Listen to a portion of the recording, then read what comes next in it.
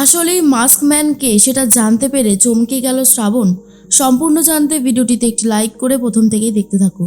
গল্পের শুরুতেই দেখা যায় শ্রাবণ মনে মনে ভাবতে থাকে এই কম্পিটিশনে আমাকে যেভাবেই হোক জিততে হবে, তাই এখান থেকে বেরোনো চলবে না। তূর্ণা এসে শ্রাবণকে সাবধান করে দেয়।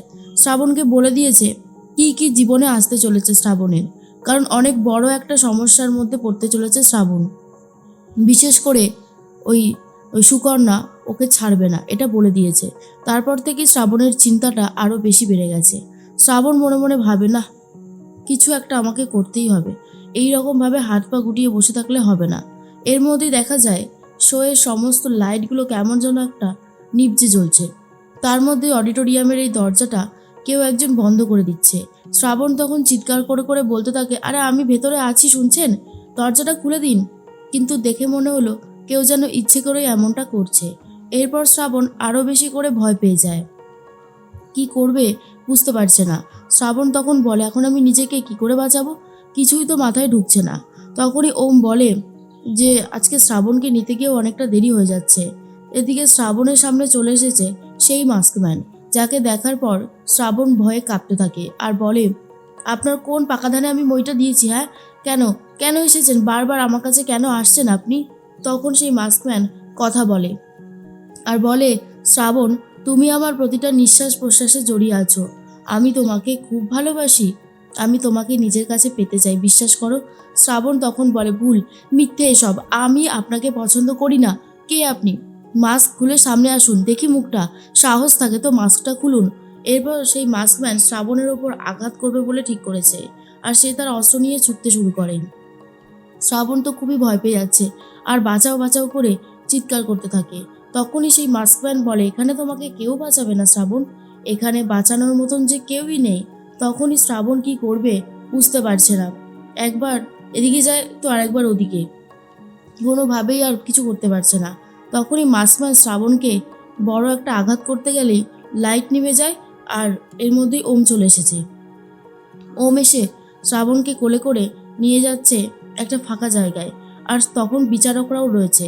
এরপর শ্রাবণের জ্ঞান ফিরে আসে আর বলে, আমি আমি এখানে কি করে এলাম? আমি তো অডিটোরিয়ামে পড়েছিলাম। তখনই সেই শুভস্মিতা বলে, হ্যাঁ শ্রাবণ, তোমার স্বামী তোমাকে অডিটোরিয়াম থেকে এখানে নিয়ে এসেছে কোলে করে। তোমার সাথে কি হয়েছিল যে তুমি অজ্ঞান হয়ে পড়েছিলে? তখনই শ্রাবণ বলে, মিস্টার ঘোষ সেই মাস্কম্যান আবারও চলে এসেছে মিস্টার ঘোষ, যে আমাকে মারতে চায়। তখনই বিচারকরা ওমকে জিজ্ঞেস করে, আচ্ছা মিস্টার ঘোষ, আপনার ওয়াইফের কি কোনো ট্রমা আছে নাকি? উনি এমন ভয় পাচ্ছে কেন? তখনই শ্রাবণের ব্যাপারে ওম বলে, হ্যাঁ, শ্রাবণের একটা অতীত আছে, যে অতীতটা খুবই ভয়ানক। আর শুভস্মিতা তখন বলে, ভয়ানক তো এখানেই সব বলছে কেন? আমি তো কিছুই বুঝতে পারছি না। ওম তখন বলে, নিশ্চয়ই কারণ আছে, এমনি এমনি তো আর কেউ কিছু বলবে না, তাই না? এর মধ্যেই তখন বাড়িতে সবাই মিলে টিভিটা ঠিক করবে বলে ঠিক করেছে, সানায়া, ভেঙ্কি, রোহিণী, কিন্তু কেউই আর ঠিক করতে পারছে না। দাদু তখন বলে, আরে এগুলো কি আর আমাদের কম্য নাকি? আরে রোহিণী দিদিভাই, কেবিলের লোকটাকে খবর দিলে হয় না? রোহিণী তখন বলে, দাদু, অনেকটা রাত হয়ে গেছে, এখন উনি আসবেন না, কাল সকালবেলায় আমি ফোন করে দেব। দাদু তখন বলে, বেশ বেশ। এরপর সানায়া তার কলেজের বন্ধুদেরকে ফোন করেছে আর বলে, শোন, এসজিকে ভোট দিবি, বুঝেছিস? শ্রাবণ ঘোষ আমার বৌদি ভাই। আর এই সব কথাটা তোরা সবাইকে গ্রুপের বলে দে, মনে থাকে যেন। দাদুকে এবার বলে, জানো তো দাদু ভাই, আমি বৌদি ভাইয়ের নামে সবাইকে বলে দিয়েছি, ওরা বৌদি ভাইকেই ভোট দেবে, জেতার থেকে বৌদি ভাইকে কেউ সরাতে পারবে না। দাদু তখন বলে, বাহ, তাহলে তো খুবই ভালো হয়, মেয়েটা অনেক লড়াই করছে এই কম্পিটিশন জেতার জন্য। আর অন্যদিকে তখনই টিকলি বলে, এবার কম্পিটিশন জিতে গেলে কি হবে? শ্রাবণ তো আমাদেরকে এই বাড়ি থেকে বার করে দেবে। মৃত্তিকা তখন বলে, বাড়ি থেকে যাতে বার করতে না পারে সেই চেষ্টাটাই করো, সবটা আমার ওপর ছেড়ে রাখলে তো হবে না, তাই না? তোমাকে বলেছিলাম খোঁজখবর নিতে, নিয়েছো? অভি কি ওইখানের পার্টিসিপেন্ট? কী হলো, বলছো না কেন? আর তখনই টিকলি বলে, না ভালো আন্টি, এই রকম নামের কেউ ওখানে অংশগ্রহণ করেই নি, মানে আমি তো খুঁজে পেলাম না। এর মধ্যে শ্রাবণ বলে, মিস্টার ঘোষ, আমি ওনার গলা শুনতে পেরেছি, আমার গলাটা খুব চেনা চেনা লাগলো, আর ওটা যে অনেকটা অভির গলার মতন ছিল সেটা শ্রাবণও বুঝতে পেরে গেছে। শ্রাবণ মনে মনে ভাবে, তাহলে কি এসবের পিছনে অভি রয়েছে? এর মধ্যেই ওম তখন বলে, কি হলো শ্রাবণ, কি ভাবছো? শ্রাবণ তখন বলে, এখানকার সিসিটিভি ফুটেজটা একবার দেখলে হয় না? শুভস্মিতা বলে, কেন? এটা কি পাড়ার মোড়ের কোনো ফাংশন নাকি যে তুমি যখন যেটা বলবে সেটা হবে? এটা একটা কম্পিটিশন, আর এখানে টাইট একটা সিকিউরিটি আছে। তারপরেও তুমি কি করে এই যেগুলো বলছো আমি তো সেটাই বুঝতে পারছি না।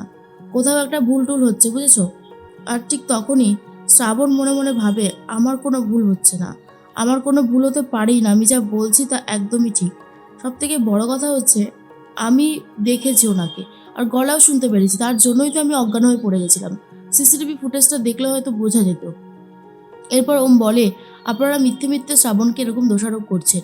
শ্রাবণের একটা অতীত আছে বলেই কিন্তু বলা হচ্ছে। শুভস্মিতা বলে, এখানে তো বলছি করা সিকিউরিটি আছে, অত সহজ না ঢোকার। আপনারা যদি বিশ্বাস করতে না চান সেক্ষেত্রে আমার কিছু করার নেই। বিচারকরা শ্রাবণকে বলে, তুমি একটু রেস্ট নাও, আশা করি সব ঠিক হয়ে যাবে, আমরা বরং যাই, বলেই চলে যায়। ওম বলে, শ্রাবণ চলো বাড়িতে চলো। শ্রাবণ বলে, মিস্টার ঘোষ, আমি এই কম্পিটিশান না যেভাবেই হোক জিতবো। আমি আর কোনোভাবেই এই কম্পিটিশান থেকে বেরোনোর কথা ভাবছি না। আমার একটাই ইচ্ছা, আমি কম্পিটিশান থেকে জিতে বেরোবো। তখনই ওম বলে, পারবে তুমি, তুমিই পারবে এই কম্পিটিশানটা জিততে, তুমি চিন্তা করো না, আমরা আছি তো তোমার সাথে। এর মধ্যেই মৃত্তিকা তখন টিকলিকে জিজ্ঞেস করে, আর কিছু ইনফরমেশান পেয়েছো? তখনই বলে, হ্যাঁ, টাইটেল স্পন্সর হচ্ছে অনুষ্কা বলে একজন আছেন। তখনই অনুষ্কার নাম শুনে মৃত্তিকা বলে, বাহ, অনুষ্কা যে এত গভীর জলের মাছ সেটা তো আমি বুঝতে পারিনি। এর মধ্যেই পরের দিনের যে রাউন্ড হবে সেটা শুরু হয়ে গেছে। এরপর আজকের যে রাউন্ড আছে সেখানে হচ্ছে মেন্টার আর স্টুডেন্ট দুজন মিলে একসাথে গান গাইবে। এরকমই তুর্না আর তুর্নার স্যার এসে গান গাইলে তখনই শ্রাবণ মনে মনে ভাবে, ওম আর শ্রাবণ দুজন মিলে যেন গানটা গাইছে। শ্রাবণ তো এটা ভেবেই খুব খুশি হয়ে যায়। আর অন্যদিকে দেখা যায় অনুষ্কাও নিজে বসে বসে শোটা দেখছে। এরপর ফোন করছে অনুষ্কাকে মৃত্তিকা। তখনই অনুষ্কা বলে, কি ব্যাপার আন্টি, এতগুলো দিন পর আমাকে হঠাৎ করে মনে পড়লো, ব্যাপার স্যাপার কি? তখনই মৃত্তিকা বলে, না না, ব্যাপার স্যাপার তেমন কিছুই না, শুনলাম শ্রাবণ যে গানের অনুষ্ঠানে গেছে সেটা নাকি টাইটেল স্পন্সর তুমি। অনুষ্কা বলে, একদমই তাই। মৃত্তিকা বলে, তা তুমি আমাকে একবারও বললে না অনুষ্কা ডার্লিং? অনুষ্কা তখন বলে, আন্টি, বিপদের সময় আমার ঘাড়ে বন্দুক রেখে চালিয়ে দিয়েছো তুমি, আর তুমি কি ভেবেছো যে আমি তোমাকে অ্যাকসেপ্ট করব? আর কখনোই না। তুমি আমাকে অনেক বড় বিপদে ফেলেছো, আমি তোমাকে আর সহ্য করতে পারছি না। কেন ফোন করেছো সেটা বলে ফেলো। মৃত্তিকা তখন বলে, আচ্ছা, ওই শোতে কি অভিও অংশগ্রহণ করেছে? তখনই মৃত্তিকার কথা শুনে অনুষ্কা বলেন, না, অভি অংশগ্রহণ করেনি। তখনই মৃত্তিকা বলে, কিন্তু আমি তো টিভিতে একবার দেখলাম, মনে হলো, এতটা ভুল কী করে দেখলাম? তখন অনুষ্কা বলে, অভি তো রয়েছে কিন্তু অংশগ্রহণ করেনি, ও শ্রাবণের মেন্টার। আর এই কথাটা শুনে মৃত্তিকা জাস্ট চমকে যায় আর বলে, আচ্ছা, এত বড় একটা খেলা চলছে সেটা তো জানতেই পারিনি। বাহ, থ্যাংক ইউ অনুষ্কা ডার্লিং, এবারে দেখো আমি কি করি। অনুষ্কা, মৃত্তিকা আরও অনেকেই রয়েছে যারা শ্রাবণের পিছনে উঠে পড়ে লেগেছে।